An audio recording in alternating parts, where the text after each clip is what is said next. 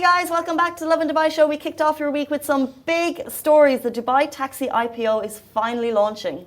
The Dubai police recently cracked down on an international syndicate of cybercriminals involved in a sophisticated hacking operation. Those are the guys who are emailing you saying, hey, can you help me? But they have been busted. Also, the Dubai Ride rider who goes all out. And if you're a UAE health professional, you can actually go to Gaza and help. We have all of the information on that. Please take a listen.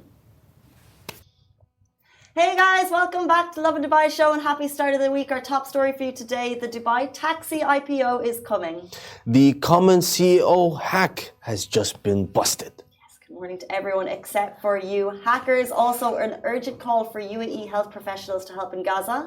And the Dubai rider who goes all out. That happened over the weekend, so we're going to talk about that. But first of all, something else happened this weekend, which has never happened before. I got a text message to my phone, I think it was on Sunday morning, saying that I got a speeding fine. Yeah. Nothing out of the ordinary. So then I went to check which road I was on, where it happened. It happened in Abu Dhabi. But the fine said that I was driving too slowly. I got a speeding fine for going too slow. Now that's heard of, but it is very rare. I didn't even know that was a thing. It is a thing. So if you're on the highway. We were on the highway. It was on a highway on the way into the airport. Exactly. If you're on the highway and you're driving too slow on one of the fast lanes.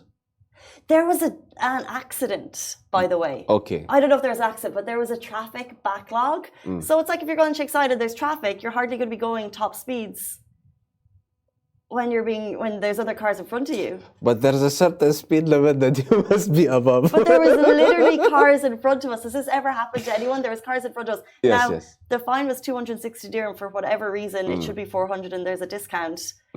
But we were I think the moment it happened was when there was traffic. So can they fine us for that? Can someone answer me? Was there enough distance, like, or was just like cramped up between? We were moving. It wasn't like a major accident. It was for about 3 minutes. Were you on the first or the? We were on the speed lane. That's your. Do I have a case? No. No. So speed. There's traffic. If you want to stay on the safe side, just go on the right side. The reason there was traffic, I can go right into the details, Alibaba. There was a whole load because I think there's certain limits on trucks and they're not allowed during the daytime. Yes. So this was nighttime and the right lane was full of trucks. And it was crazy. The entire 2 rows, there was probably hundreds of trucks on this road at this time. So the left 2 lanes were traffic for about 5 minutes. Like it wasn't the worst traffic in the world. Yeah. Slow moving. And I got a fine for it. I think I have a case, but you're telling me no. Do I have a case? I don't. I'm like 70%. I'm telling you don't have a case, and 30% you might have a chance of winning it. Oof. Yeah, because I don't like. To be honest, I told Casey, you're one of the first people that I've ever met that has gotten a fine for being slow. It was a slow drive, the whole drive as well. I won't lie. For Arabs, it is uncommon to be slow. You know. Okay, so I think I'm getting punished for safety. Is that what you're telling me? For being overly safe. I think the point is you're not generally allowed to drive below a certain speed limit on the highway. However, what I'm saying is there was traffic, and how do the speed cameras actually monitor that? Did it flash, or was it the police? I feel like it's always flashing. I felt like it could have been fined 10 times. It might have been a mistake. Like you can take a look at it. People are going to hear from me with a strongly worded letter. Thank you very much. You can appeal, you know. Good morning to everyone who's tuning in. Good morning, Gina. Good morning, I Wake DXB. Good morning, Joanna. Thank you so much for tuning in. We're also go live on Facebook, Twitter, YouTube, TikTok, and in podcast format if you want to hear the full show a little bit later. Our top story for you today, announced this morning, the Dubai Taxi IPO is coming. So if you want to own a little piece of Dubai, you can. His Highness Sheikh Mohammed bin Rashid Al Maktoum, Vice President and Prime Minister of the UAE and ruler of Dubai, issued a new law regarding the Dubai Taxi Company, which transforms Dubai Taxi into a joint stock company. This means its shares have been also approved and will be offered for public subscription. According to the law, Dubai Taxi Company replaces Dubai Taxi Corporation as part of the IPO that could raise $300 billion, according to Bloomberg, which means we have another Dubai IPO on our hands, following the likes of DEWA and ADNOC, which was the biggest IPO of 2023 so far, selling just 5% of its gas business and raising $2.5 billion in 2023. The ADNOC IPO was oversubscribed 58 times. That was huge this year, and it's expected that the Dubai Taxi IPO will see a similar level of enthusiasm. They've said they will offer 24.9% of its stock offerings, and you can look to buy in from November 21. The minimum subscription is 5,000 dirham. Could it be oversubscribed again? Likely. Yes. Seeing how, have you bought into Dubai stocks? Unfortunately, no, but I know someone very close to this company. Very close to this company. But I don't know. Yes, I know a few people that has invested that they've invested into ADNOC and ADNOC sounds like a goodie. I paid into DEWA, but I don't understand it. I feel like stocks are made for people that really understand. Even like an IPO, so it's an initial offering to the public. Like I need to Google these things because I know that shares and investments are a good idea, but I still don't fully know how to use them. So it's not for me. But I love the idea of betting on the city. Yes. Because we know how the city is thriving and we know that now is even just the beginning, you know, with the plans for a 2040 master plan and, you know, the plan to kind of be able to welcome a much larger population, that making these investments now makes the most sense. Like forget crypto, I'd rather put my money into Dubai. 100%. However, I just don't get it. I just don't get it. It's a long-term investment. So, for example, you're betting on the city. Like you are investing and you have faith in Dubai that in the long run, these companies are going to be like, they're guaranteed success. So, you know, putting your money there is safe, you know? Okay. So we're going to jump into our next story. We're moving from Dubai Taxi to Dubai Police and a major bust that happened. Sorry, a major bust that happened. The major bust was called Operation Monopoly. So these hackers that have been annoying everybody very lately over the years, the Dubai police recently cracked down on an international syndicate of cyber criminals involved in a sophisticated hacking operation. The gang would hack into the email accounts of company CEOs and impersonate them to instruct branch managers to transfer substantial sums of money to their own. And Dubai police arrested 43 suspects, while the mastermind and 20 of his accomplices based outside of the UAE have been identified, and international arrest warrants have been issued against them. So this is the email that I'm sure a lot of us have been subject to. We've had numerous emails come to the office. We've actually fallen for it. So have you ever been on the receipt of one of these emails? For example, let's say I'm your boss and I'm like, hey, it's 7 in the morning. I send you a really brief email saying I really need your help on something. Can you just run to the store, get this for me and I'll pay you back, Casey. Brief. It doesn't give any idea of like intonation, personality, but it's a brief request. It's urgent and I'm asking you to act. Yeah. And this is what these hackers were doing, and it goes to show you what a massive operation that went into making it happen, and then also to bring them down. So this came to light when a lawyer representing a company in Asia reported the fraudulent transfer of approximately $19 million, and this all was through e-crime. The gang's cyber heist involved a two-phase transfer process with an estimated total of 36 million being moved from one account to another before being deposited into the cash vaults of money holding and transport companies. Further investigations revealed the gang had also hacked into electronic communications of another international company and embezzling an additional 17 million. Oh my goodness.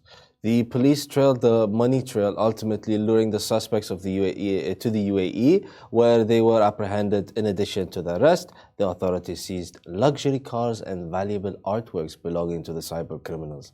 To bring the syndicate to justice, Dubai police collaborated with security agencies in France, Hong Kong, Singapore, highlighting the international scope of the operation. That's one big operation. Oh my goodness. My goodness. And I just think like there's so much we can do in terms of being vigilant, but these hackers are so sophisticated in their operations. I had an email right before the show saying someone was using my Netflix account in Arizona and New York in the last 2 days.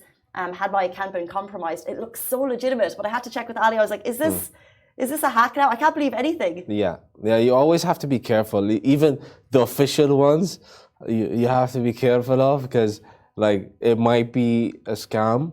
So like I always say, like, look at the domain. And even when you're looking at the domain, because sometimes they're very tricky. They also change the domain and they make it very, very similar. So that you might think, oh, this is official, but it's not. That's why I thought this one, like it looks super legitimate, and then it's account.netflix@something.com, and I think it is legitimate, so I've changed my passwords.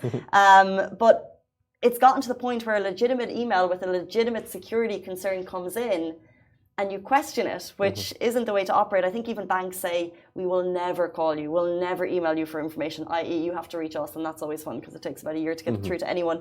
But even when you get a legitimate call these days, if it's from a bank, you would question it immediately. Yes, like I would be like, why do you need my details? Or why? So I ask why, and then I would just fact check in whatever they're saying, so that I'm not giving any confidential information that would give them, access to my accounts. So beware. Beware, 100%. And even times when I have reached out for a credit card and they got back in touch with me, I would still question whether it's a scam, because I'm thinking, was the site that I found real? Was that legitimate? Yeah. Is this whole a scam operation? They have people coming to the office for signing, and I'm like, is this real? Is this a scam? They make you question everything. So thankfully, Dubai police, we know, are in charge of these massive operations to bring them down. And this just shows you a brief insight into the level of sophistication, which is just beyond my periphery thought zone. I don't know. We'll jump into our next story. There's an urgent call for health professionals to help Gaza. The Dubai Health Authority is calling on medical professionals who are interested in volunteering in the UAE's Gallant Night 3 mission in support of the Palestinians in Gaza to register. Gallant Night 3 is a humanitarian mission launched under the directives of His Highness Sheikh Mohammed bin Zayed Al Nahyan, President of the UAE, and the Dubai Health Authority is inviting medical professionals who are interested in volunteering to register and support at the UAE Field Hospital in Gaza. The response to this has been so touching, because we've seen every day and weekend people getting out to donate as much as they can, whether it's good time or money. And even those who are not registered in the health sector, they were in the comments saying, can we go?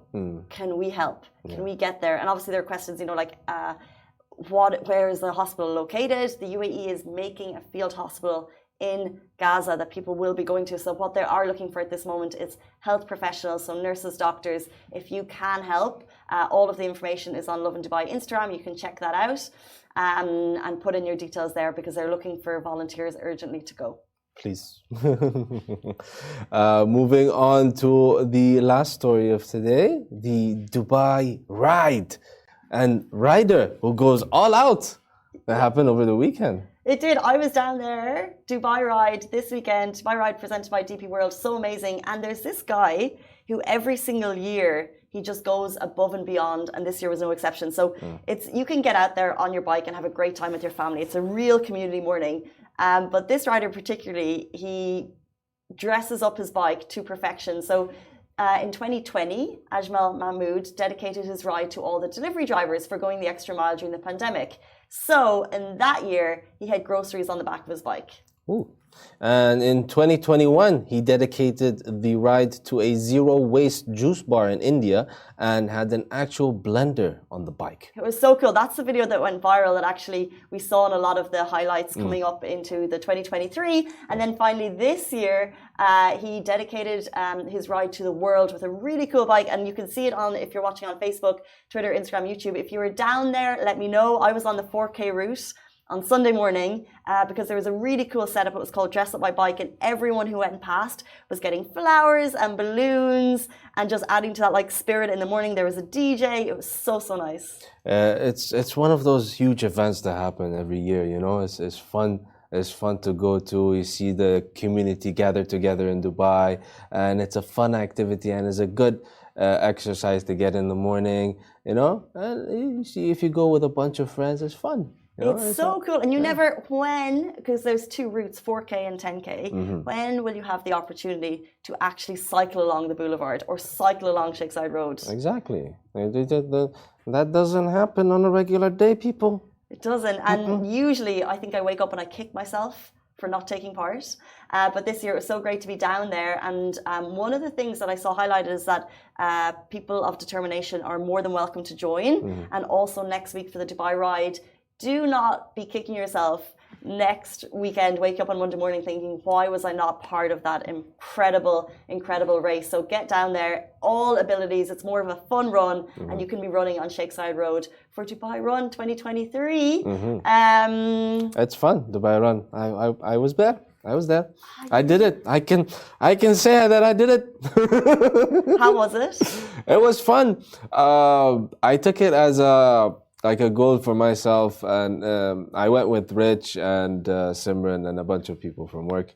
We were all there, and it was fun. It was good to do, but I was tired at the end. But it was like a good kind of tired, you know, satisfaction. You know, I think there's nothing better than waking up in the weekend morning and doing something like that. Especially like today, I feel like was the first day there was a bit of fresh air, like cool, amazing air. So if you wake up next weekend and you get out and you do it, you'll just feel so much better after it. I just think it makes the weekends that much better.